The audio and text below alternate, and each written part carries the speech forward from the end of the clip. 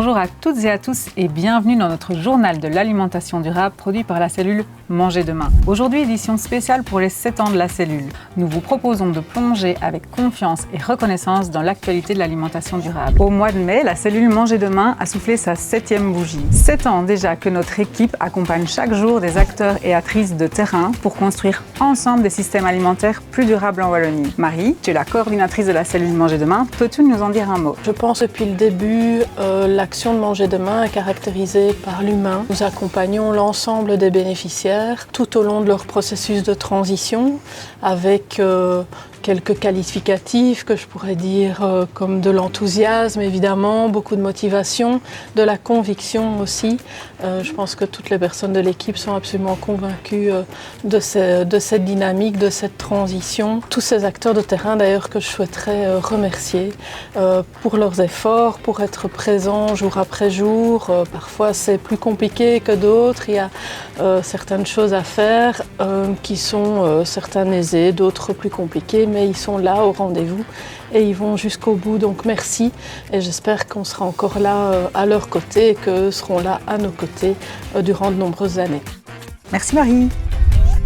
En bref, les derniers épisodes de notre podcast On mange quoi demain sont désormais disponibles sur les plateformes d'écoute. Pour rappel, ce podcast vous permet d'explorer concrètement les défis de la transition alimentaire à travers la voix de celles et ceux qui la font vivre sur le terrain. En renforçant nos connaissances sur l'alimentation durable, ce podcast nous permet de mieux comprendre les enjeux, mais aussi de reconnaître notre propre pouvoir d'action au quotidien. 417 cantines de collectivités sont désormais accompagnées par la cellule Manger Demain pour leur transition alimentaire. Parmi elles, 257 cantines sont désormais labellisées. Mais être labellisé cantine durable, qu'est-ce que ça veut dire ? Pierre, chargé de mission pour la cellule, nous l'explique. Alors concrètement, être labellisé cantine durable, ça signifie quoi ? Ça signifie que quand ta cantine entre dans le programme de labellisation et même obtient cette labellisation, ça veut dire davantage de produits bio, ça veut dire davantage de fruits et de légumes de saison, une attention particulière au gaspillage alimentaire, mais aussi l'équilibre de l'assiette avec un apport protéique plus important de protéines végétales à côté des protéines animales qui, ensemble permettent d'offrir finalement un repas qui est plus sain, qui est plus équilibré, mais c'est aussi une attention particulière par rapport à l'équilibre financier de la collectivité. Tout le monde est gagnant. Et toi en particulier. Et peut-on comptabiliser le nombre de repas durables servis dans les cantines labellisées depuis le début de la labellisation ? Depuis maintenant 7 ans que la cellule Manger Demain existe et le démarrage de ce projet du Grenier Cantine Durable, on comptabilise 6 millions de repas durables. Alors le Cantinoscope, c'est un outil de monitoring de la transition du système alimentaire qui est proposé à chacune de nos collectivités signataires, plus de 400.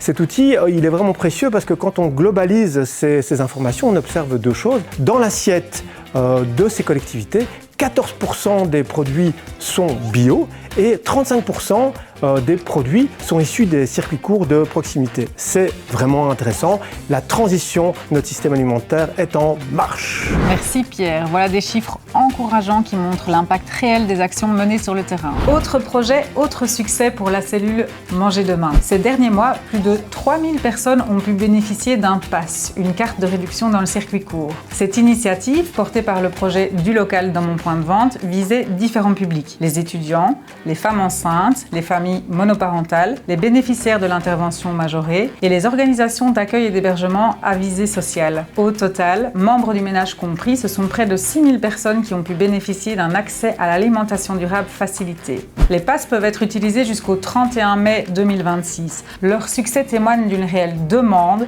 et d'un besoin essentiel de rendre l'alimentation durable plus accessible. Bonne nouvelle, l'action Camp d'été, qui vise à soutenir les mouvements de jeunesse, continue jusqu'au 31 août 2026. Pour plus d'informations, n'hésitez pas à vous rendre sur mangerdemain.be/camp. 2 événements importants autour du secteur du bio ont eu lieu ces dernières semaines. D'un côté, la restitution de l'évaluation du plan bio et de l'autre, le congrès de l'UNAB, l'Union nationale des agrobiologistes belges. Les échanges convergent autour d'un même constat. Pour faire du bio une véritable norme plutôt qu'un marché de niche, il est essentiel de mieux reconnaître et soutenir sa valeur globale.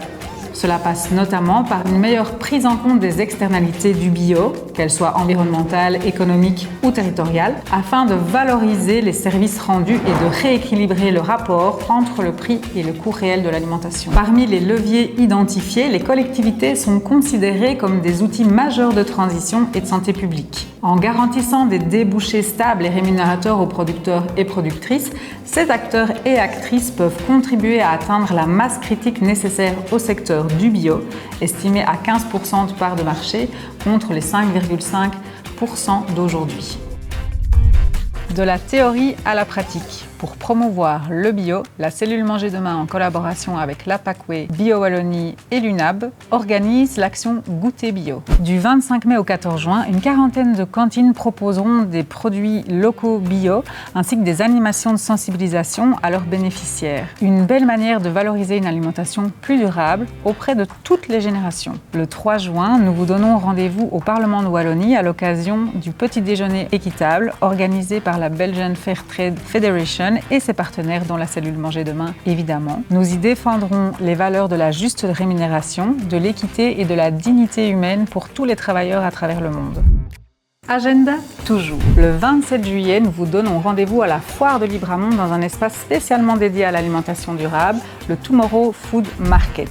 De 9h30 à 11h, nous proposons aux cantines de collectivités qui souhaitent introduire des produits issus du circuit court dans leurs assiettes de venir rencontrer de nombreux producteurs et productrices durables. C'est ici que cette édition spéciale se termine. Pour plus d'informations, n'hésitez pas à consulter notre page web mangerdemain.be. Merci à tous pour votre écoute et à très bientôt.